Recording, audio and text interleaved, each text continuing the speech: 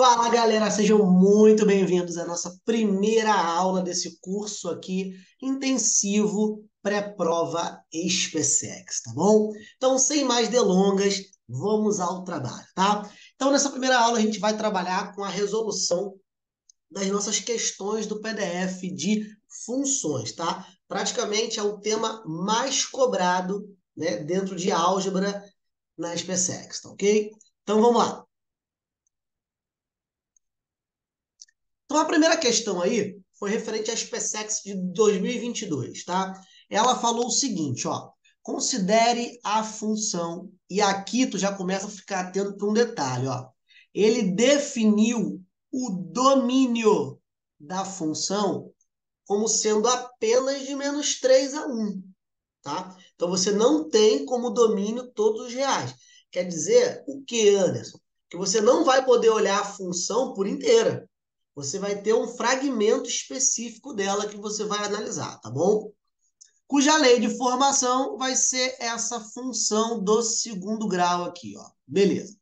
Então, antes da gente seguir, já vamos logo definir qual é o trecho do gráfico que a gente vai analisar, tá? Então, vamos lá. Fazendo um esbocinho aqui de boa, antes de qualquer coisa, vamos calcular a raiz, né? Então, o primeiro passo aqui, vamos definir as raízes da nossa função, tá? Então, a gente pega a função igual a zero. Então, nós vamos ter aqui x2 igual a 4, logo x vai ficar igual a mais ou menos a raiz de 4. Isso define como x igual a mais ou menos 2. Então, no nosso gráfico, nós teremos algo desse tipo aqui, ó. Então, outro detalhe importante. Depois que você define as raízes, o aluno que já tem um pouquinho mais de conhecimento, ele percebe o seguinte, ó. Ele verifica que aqui nessa função especificamente, o b é zero. E o que tem de especial nisso? Toda vez que uma função tem coeficiente b igual a zero, quer dizer que ela é uma função simétrica. Mais precisamente, uma função par, tá legal? O que isso tem de especial? Quer dizer que o eixo y vai ser o eixo de simetria dela. Ele vai dividir exatamente a função ao meio. Então, olha só. O C é onde corta o eixo das ordenadas, né? Então, uma breve revisãozinha aqui de leve. O C corta o eixo Y. Show? Então, ele vai cortar aqui, ó, o eixo Y no -4. Beleza? Então, a minha função ela é concavidade para cima, bate no -4 e sobe. E as raízes dela são -2 e 2. Top! Só que aí, vamos lá, olha o detalhe aqui, ó. O domínio foi especificamente de -3 a 1. Então, quer dizer que eu só vou considerar a minha função desse trecho aqui, ó, até esse trecho aqui. Deixa eu prolongar um pouquinho mais ali, para ficar bacana. Então, ó, a minha função ela só vai ser olhada desse ponto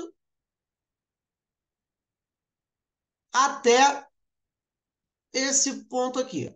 Então, demarcando aqui para você, o que isso significa? Significa que só vai contribuir para a função esse pedaço aqui, ó, daqui até aqui. Toda a parte restante não interessa mais. Por quê? Porque a questão definiu para você o domínio como sendo isso aí, tá? E aí foi pelos detalhes, ó. Ela disse aqui que o L tem que ser o valor mínimo que essa função possui.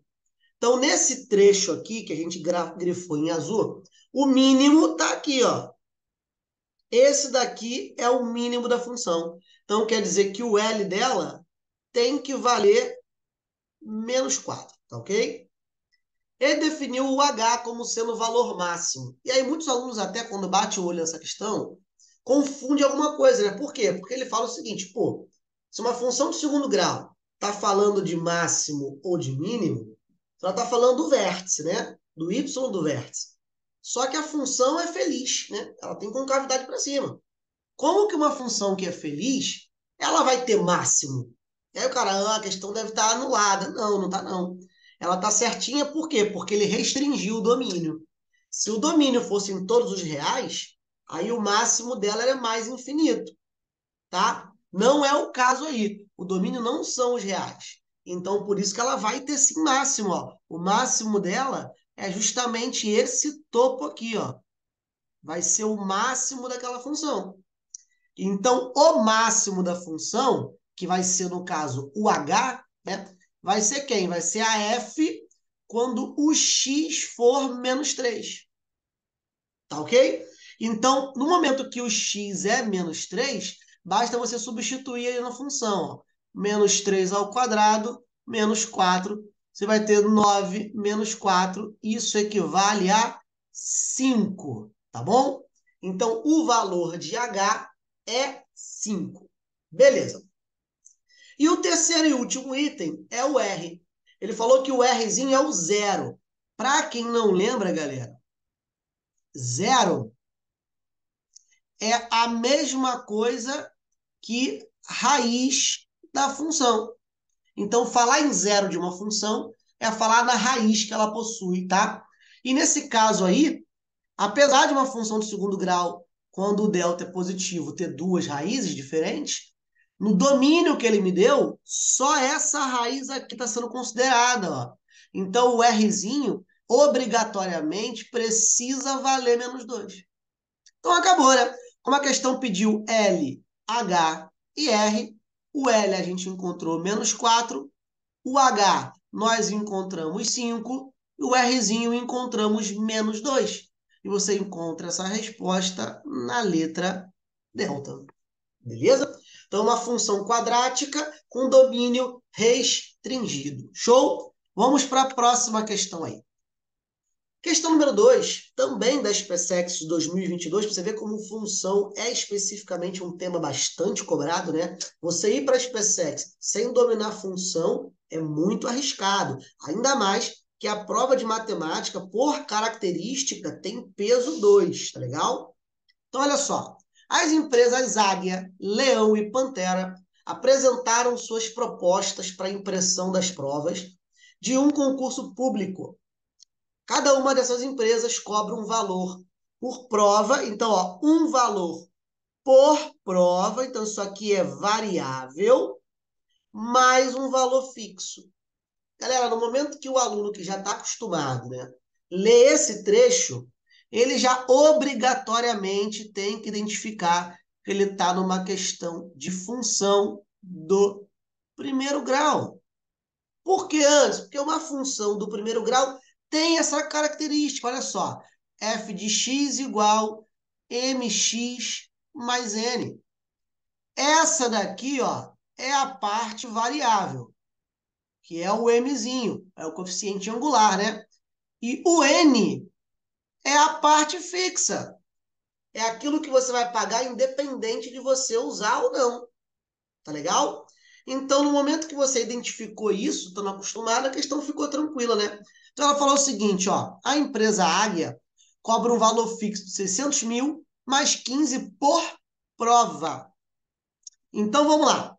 Qual seria a função aí que determina a águia? Eu vou chamar águia de prova, tá? Águia em função de prova. Vai ser 600 mil mais 15 por cada prova que ela executar. A leão de prova vai ser 500 barão, 500 milzinho, mais 20 por cada prova. Enquanto a pantera, em relação às provas, vai ser 400 mil, mais 30 por cada prova. Pronto, ó, você já definiu as funções que regem cada uma das empresas. E aí a questão fala o seguinte, a SpaceX adora botar esse tipo de questão, porque apesar da profundidade dela ser muito rasa, né? Ela não tem profundidade quase alguma, mas ela te obriga a avaliar as alternativas. Ela força você a trabalhar com as opções, tá? Então, o aluno que é malandro ele já percebeu o seguinte, pô, peraí, olha o que ele fala aqui, ó, na letra A. Se o número de provas for igual a 10 mil, só que a letra B começa com a mesma estrutura. Então, o que eu estou querendo perceber? Que na letra A e na letra B, o número P utilizado é o mesmo. Então, eu consigo fazer um cálculo só, já avaliando duas alternativas.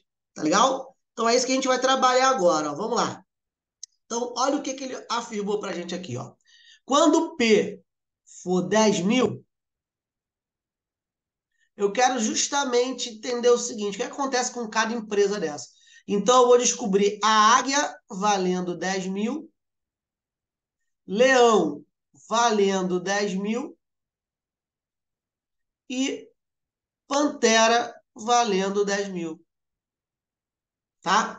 Então, na Águia, se eu fizer 10.000 provas, né, eu vou pagar os 600.000 que são fixos, mais 15 vezes 10.000. E aí, 15 vezes 10.000, tu tem aí o seu total, né, de 150.000. Então, a empresa Águia vai gastar aqui 750.000. Já está definido. No caso da Leão, ela começa com 500.000 e vai pagar 20 vezes 10.000 provas.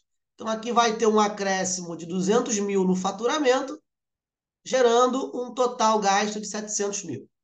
Enquanto a Pantera começa com 400.000 fixo, e aí pagando 30 vezes 10.000 provas, vai ter um total aí de 300.000 também, gerando 700.000 de gasto total. Agora que a gente já sabe o quanto cada empresa perfaturou aí, o que você vai fazer? Agora a gente vai analisar as alternativas, tá? Então a letra A falou o seguinte, ó, se o número de provas for igual a 10.000, Águia e Leão cobrarão um valor inferior. Então, ó, Águia e Leão estão aqui, ó. Ela está dizendo que esses dois valores são inferiores ao que a Pantera cobra. E tá furado, né? Porque a Águia cobra mais todo mundo. Então a letra A já está falsa nessa questão. Vamos analisar a letra B. A letra Bravo diz o seguinte, ó. Águia e Leão cobrarão um valor total superior à Pantera. Também está errado, né? Só a Águia cobra um valor superior à Pantera. Leão cobra um valor idêntico a ela. Então, letra A e letra B caiu por terra, né? E aí, a grande bizu, né? Você também percebe que as alternativas Charlie, Delta e Eco também fazem jus ao mesmo universo P. Então, agora a gente vai avaliar P sendo para 20.000 provas. E aí, o mesmo esquema, ó. Na Águia, se eu for levar em consideração agora 20.000, então a Águia começa com um gasto fixo de 600.000 e eu vou adicionar aí 15 vezes 20.000 provas, tá legal? Então vai gerar um total aqui de 300.000, um gasto fixo final de 900.000. Já no caso da Leão, para 20.000 provas, eu tenho um valor fixo de 500.000, mais um adicional de 20 pelas 20.000 provas. Então, eu vou adicionar aqui 400.000, gerando um gasto total também de 900.000. A Pantera, no caso de 20.000 provas, tem aí um gasto básico de 400.000, mais 30 vezes as 20.000 provas, que vai gerar um acréscimo de 600.000. Pantera já atinge o nicho do milhão, né? Já chega a 1 milhão de reais o custo ali, pelaquela ideia. Então, analisando agora as alternativas, letra Charlie fala o seguinte, ó. Leão e Pantera cobrarão um valor inferior. Ó, Leão cobra 900.000, Pantera cobra maior do que todo mundo. Como é que Pantera cobra um valor inferior à Águia? Na verdade, os dois estão errados aqui, né? Porque Pantera cobra um valor superior e Leão cobra um valor idêntico. Então, a letra Charlie também está furada. Letra Delta. Águia e Leão. Então, ó, estou agora nas duas menores, né? Águia e Leão cobrarão um valor superior à Pantera. Não tem como, né? Pantera é o valor máximo, bate na casa do milhãozão aí. No caso, a Eco, que tem que ser o nosso gabarito, fala que águia-leão cobrará um valor inferior à pantera. Então, já chegamos aqui na nossa resposta, letra E, tá bom? Então, uma questão muito tranquila, sem muito grau de dificuldade, tá? O aluno só tinha que saber e perceber quando que um texto está falando sobre função do primeiro grau e simplesmente trabalhar com as alternativas, ok?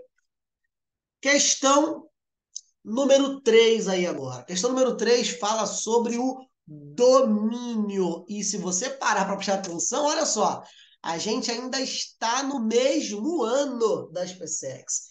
Terceira questão seguida de funções das PSECs em um mesmo ano, tá? E sem dominar a função é um risco muito grande. Não quer dizer que você não consiga passar, mas a sua dificuldade vai ser um pouquinho fora da caixa, tá?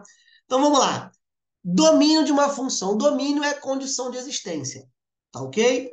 Então, só botando aqui um bizuzinho, ó. Vamos botar aqui uma OBSzinha rápida, né? Só para o aluno que não tem uma base forte disso.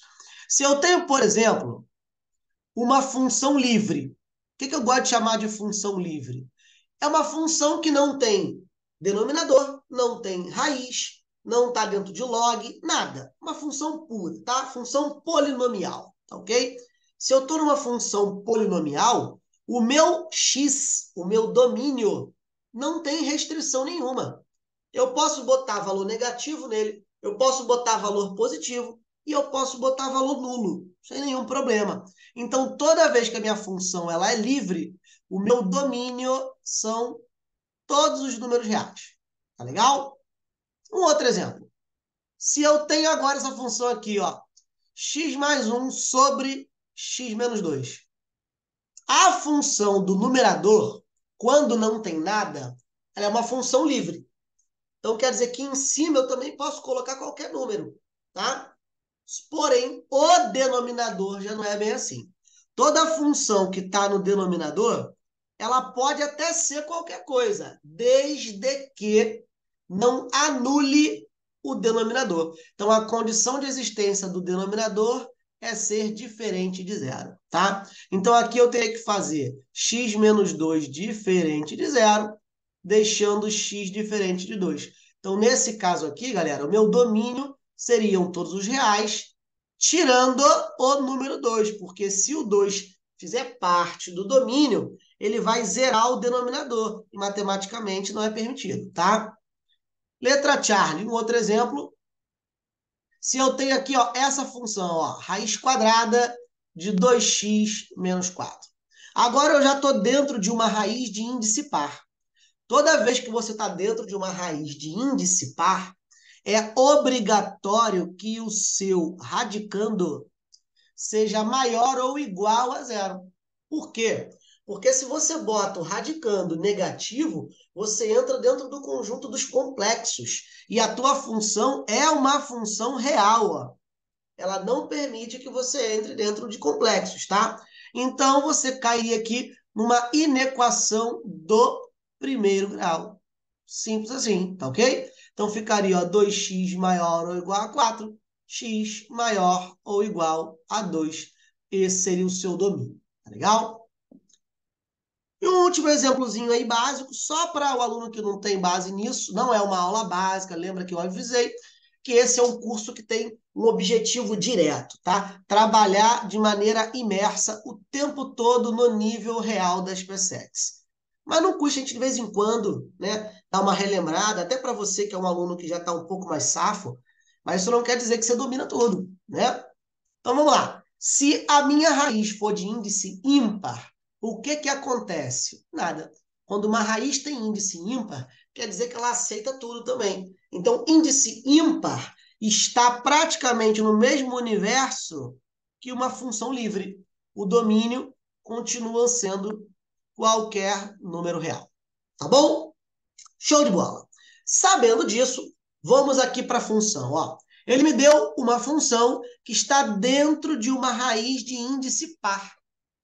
Se ela está dentro de uma raiz de índice par, todo o meu radicando vai obrigatoriamente ter que ser maior ou igual a zero. Então a brincadeira começou aí. O domínio simplesmente era você falar que 1 menos o módulo do módulo de x mais 2 menos 3 é maior ou igual a zero. Ponto. Tá?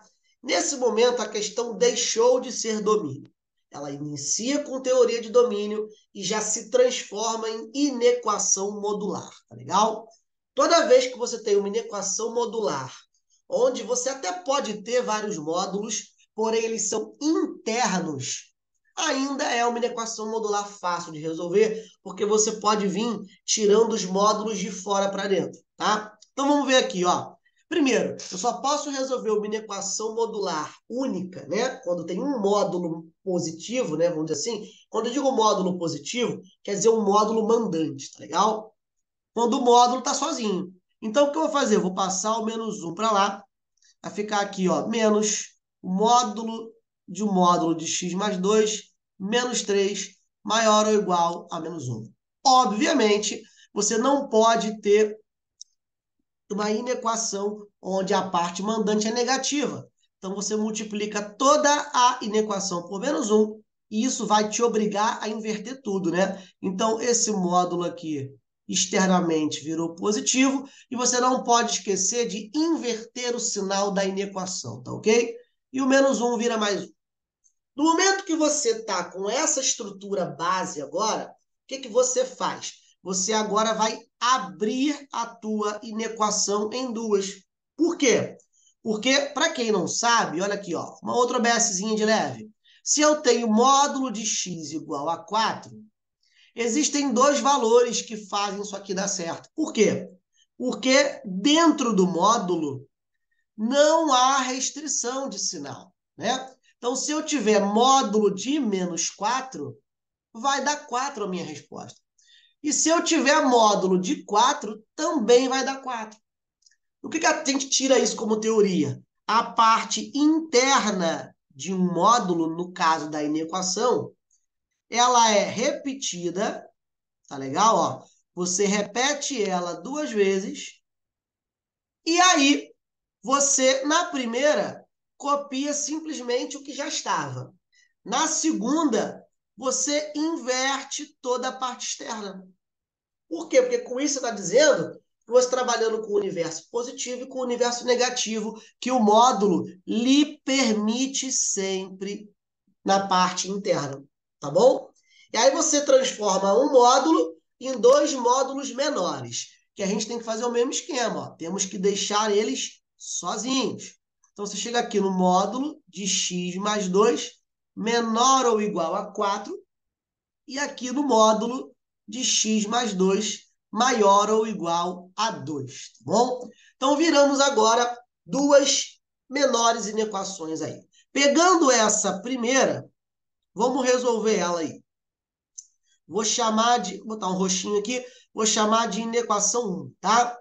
Essa inequação 1 é módulo de x mais 2 menor que 4, né? Ainda bem que a prova da SpaceX é uma prova que ela dá um espaço bacana, né? Então, você pode trabalhar bem, sem aquela restrição que a Escola Naval às vezes faz, que a AFA faz, de espaço, né? Então, a SpaceX é uma prova que você consegue ter uma fluidez mais bacana em relação à execução das questões. Então, pegando aqui, ó, a parte interna, você já entendeu, você já sabe que você teria que pegar a parte interna, repete ela duas vezes. Na primeira, você copia o que está do lado de fora, e na segunda, inverte tudão, tá ok? Então, você vai ter aqui, ó, como primeira resposta, x menor ou igual a 2. Segura ela aí, bacana. Na segunda resposta, você tem x maior ou igual a menos 6. Show de bola, né? Então, agora, a gente vai para a segunda inequaçãozinha menor. Vou botar um laranjinha aqui, ó. Inequação número 2. A inequação número 2, ela diz que o módulo de x mais 2 tem que ser maior ou igual a 2. Mas o script é o mesmo, ó. Você vai separar em duas. A parte interna, você vai repetir ambas as vezes. Na primeira, copia a inequação, e na segunda, você inverte tanto o sinal da inequação quanto o sinal do membro que está à direita. E aí você cai em duas inequações simples. Vai ficar aqui x maior ou igual a zero e x menor ou igual a menos 4. Tá bom? E agora? Agora, quando você chega nesse momento, o que é que você vai fazer? Você vai fazer a parte gráfica, o intervalo dominante aí. A sua primeira inequação disse o seguinte, ó, o x tem que ser menor ou igual a 2. Então, ó, vou botar aqui o 2, tem que ser menor ou igual a 2 e, simultaneamente, tem que ser maior ou igual a menos 6. Então, o seu intervalo comum aí é de menos 6 fechado a 2 fechado, tá? Já a tua segunda inequação falou que você tem que ser maior ou igual a zero. Então, ó, bolinha fechada no zero, pinta para a direita. Menor ou igual a menos 4, bolinha fechada no menos 4, pinta para a esquerda. Então, assim, você tendo essa ideia, você vai trabalhar com a unificação, né? Quer dizer que a primeira inequação obriga o x está de menos 6 a 2. Já a segunda inequação não consegue ter uma interseção, né? Então, ela vai ter o teu x ou menor que menos 4 ou maior que zero, tá bom? Isso vai definir o que na sua função? Vai definir que a sua função tem que trabalhar de acordo com a interseção das duas. Então, eu vou ter que ver o seguinte, qual é o trecho em que essas duas aqui acontecem simultaneamente. Então, você vai colocar uma sobre a outra, tá bom? Então, vamos lá. Trabalhando aqui na ordenação dos termos, menos 6, menos 4, 0 e 2. Então, a primeira você tem de bola fechada em 6 até bola fechada no 2. Na segunda, você tem de bola fechada no menos 4 para a esquerda e de bola fechada no 0 para a direita. E aí, quando você observa os dois intervalos, você percebe que a interseção entre eles, ou seja, o único pedaço que fazem ambas existirem, são esses daqui. Então, você vai ter o universo de fechado em menos 6 até menos 4 fechado, união com fechado em 0 até 2 fechado, e você encontra isso na alternativa da letra eco.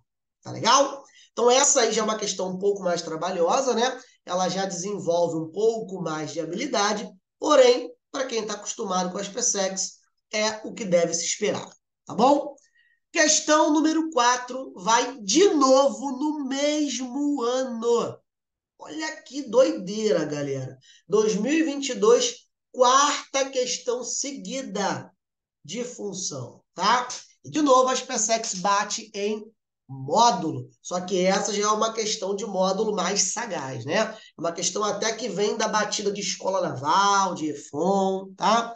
Mas não quer dizer que não cai nas PSECs, ó. Agora, diferente da número 3, ó, na número 3, você tem módulos internos, ó. Você tem um módulo dentro do outro. E aí, nessa questão, eu disse que você podia vir retirando de fora para dentro. Na número 4, isso já não pode ser feito. Na número 4, você precisa se livrar desses módulos. Como que a gente vai fazer isso? Presta atenção aqui, olha o que vai acontecer. Então, você tem aqui, ó, módulo de x mais 2 mais módulo de x menos 1 igual a x mais 1, tá? Você vai precisar fazer, primeiro, o estudo do sinal de cada módulo desse. Não é de cada função, tá? Porque se eu for olhar funções, eu tenho 3, né? Eu tenho a primeira, segunda e a terceira da igualdade. Mas eu só vou fazer o estudo do sinal de quem está interno a um módulo. Então, o estudo do sinal desse primeiro módulo seria o seguinte: vou pegar a parte interna, vou igualar a zero para achar a raiz. Então, minha raiz dá x igual a menos 2. Isso quer dizer que o meu estudo do sinal é uma função crescente, né? Porque tem o a, o m, no caso, positivo. Ela está como menos 2 raiz, Deixa eu consertar isso aí, ficou estranho. O menos 2 é a raiz da função. E aqui ela é positiva, aqui ela é negativa, tá? Já a segunda parte já diz o seguinte, ó. Eu tenho x menos 1 igual a zero. Então, a minha raiz aí é x igual a 1. Ela também vai ser uma função crescente, raiz 1, positiva e negativa, tá? O que que você vai fazer agora? Você vai botar uma reta real única, vai marcar as raízes que você encontrou. Então, você encontrou aqui, ó, você encontrou raiz menos 2 e você encontrou raiz menos 1. Agora vai acontecer uma coisa muito top. Eu vou chamar isso aqui de função 1 e aqui de função 2, tá? Se você entender esse modo, não importa quantos módulos a função coloca, você vai dar conta de fazer qualquer um, tá? Então, primeira função, segunda função. Você vai dizer agora como que elas se comportam em cada intervalo desse. Então, olha só. Quando você fez aqui o estudo do sinal da primeira ideia do módulo, o que que você descobriu? Que antes do menos 2, ela tem comportamento negativo. Então, tá, a primeira função é negativa antes do menos 2. Depois do menos 2, à direita dele, ela tem comportamento positivo. Tá bom? Vamos fazer a mesma coisa no segundo módulo. Ó. À esquerda do 1, antes do 1, ela tem comportamento negativo. E à direita do 1, ela tem comportamento positivo. Galera, se você entende como você faz isso, você matou a questão nesse momento, tá? E já é uma questão considerada de nível alto, tá bom? Ela não é absurda, mas ela é inteligente. Você acaba fazendo o quê? Você divide a sua questão em 3 mini questões. É como se você montasse funções compostas internas a ela, tá? Olha que top que vai ficar isso aqui. Quer dizer que eu vou chamar isso aqui de função A, função B, função C. Então, olha o que você está dizendo. Você está dizendo que essa equação inicial vai ser transformada em 3. E aí o aluno fala, pô, mas espera aí, vale a pena isso? Sair de uma só para vir a 3? Se você tira os módulos, com certeza vale, porque equações básicas tu sabe resolver. Então, vamos lá. Vamos para a equação A. O que a equação A está dizendo? Que a primeira tem comportamento negativo. Então, quer dizer que eu posso retirar o módulo dela desde que eu coloque sinal negativo na parte externa. Tá legal? E a segunda tem comportamento negativo também. Então, eu posso tirar o módulo dela desde que eu coloque um menos na parte externa. E por que eu estou colocando parênteses? Porque o menos vai alterar tudo, então é bom que você coloque, tá? E a parte da igualdade eu só repito. Olha como é que ficou, galera. Você saiu de um problema chatinho para uma simples equação de primeiro grau. Aqui, ó. Fica menos x, menos 2, menos x mais 1 é igual a x mais 1. O mais 1 cancela, tanto ficou com menos x menos 2 igual a x. Logo, 3x igual a menos 2, você vai ter aqui x equivalendo a menos 2 terços. Só que aí tem um paranauê que vai fazer aqui, tá? O que seria isso? A função a equação A, ela só existe nessa região aqui, ó. Na região antes do menos 2. Ou até o menos 2, no caso.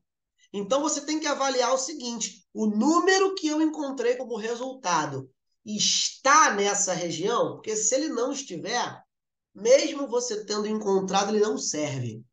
Danadinho isso, né?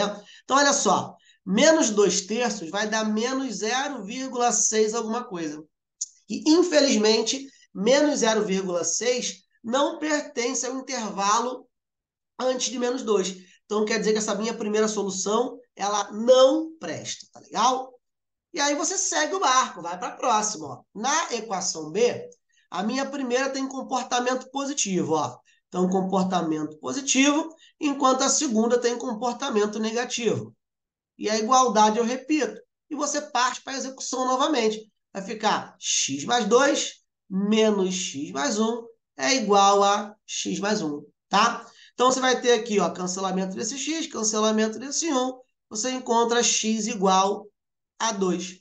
Só que o x igual a 2 também tem que ser verificado. E a equação B está no intervalo de menos 2 a 1.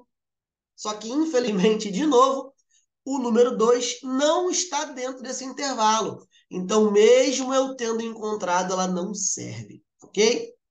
Vamos para a terceira e última. A primeira tem comportamento positivo. A segunda tem comportamento positivo de novo. E a igualdade me basta repetir, tá? Então, aqui vai ficar x mais 2 mais x menos 1, equivalendo a x mais 1. Vou cancelar esse x aqui e você vai ter que x é igual a 0. Só que x igual a 0 também não está pertencente, né, ao intervalo que você tem aí como restrito, porque o seu intervalo da equação C é de 1 para frente. E você acabou achando 0. 0 não está presente nesse intervalo. E aí o cara fica confuso, né? Ele fala assim, pô, e agora? Ué, nada. Se nenhuma das três raízes serviram, quer dizer que a sua solução é conjunto vazio. Essa equação não tem solução. Como a SpaceX perguntou o número de soluções, nenhuma, 0.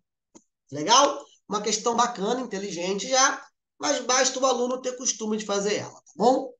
Vamos para a nossa última questão dessa primeira parte da aula 1 aí. Essa primeira questão, você percebe que a SpaceX fez aquilo de novo, ó. Ela, de novo, restringiu o seu domínio e a sua imagem dessa vez, tá? Então, o domínio só tá de menos 1 a mais infinito e a imagem de menos 7, no caso, o contradomínio, né? De menos 7 a mais infinito, tá bom? E aí ele fala assim, onde, de novo, função quadrática, tá? Agora já na prova de 2021, né? E ele diz o seguinte, ó, sabendo que a função f tem uma inversa, e sendo i, e aí que vem o bizu dessa questão aí. Essa questão o aluno podia fazer no braço, se ele quisesse, mas quem tem teoria tem uma sagacidadezinha a mais, tá? Ele fala o seguinte, ó, o ponto i é o ponto de interseção da função com a sua função inversa. E aí tem uma sacada bastante bacana aí, galera. Olha só. Imagina que eu tenho aqui uma função f de x. Imagina que a minha função f fosse desse jeito aqui, ó. Tá? Essa é a função f. A inversa dela seria desse jeito aqui, ó, porque a imagem vira domínio e o domínio vira a imagem, tá bom? Então, só para você que não sabe, a inversa aqui faria o quê? O contradomínio se torna o domínio e o domínio se torna o contradomínio, no caso, a sua imagem avaliada, tá bom? E o que isso tem de mais, Anderson? O que tem de mais é que toda vez que você está levando em consideração o ponto de interseção, ele chamou aqui de ponto I, né? Da função com a própria inversa dela, a gente sempre pode falar que a reta y igual a x vai passar por esse ponto de cruzamento. E o que isso é legal de você saber? Porque isso permitiria, no caso, né, que você não precisasse descobrir a inversa dessa função para igualar as duas. Porque dá para fazer, só que o trabalho ia ser muito maior, tá? Então, em vez de você ter que ser o trabalho de descobrir a inversa dela, para igualar as duas, vai cair aí num Bhaskara, talvez uma equação irracional, vai dar certo, mas tempo em prova é precioso. Então, o aluno que soubesse isso aqui é uma definição de funções inversas, economizaria tempo. Porque se a minha função y igual a x passa pelo mesmo ponto que a função f corta com a inversa dela, eu não preciso saber a inversa. Eu posso igualar a minha função f à minha função y igual a x. Então, essa questão se resume a isso. Ó. Eu vou igualar a função y igual a x a minha função x2, espera aí, x2 mais 2x menos 6. Tá bom?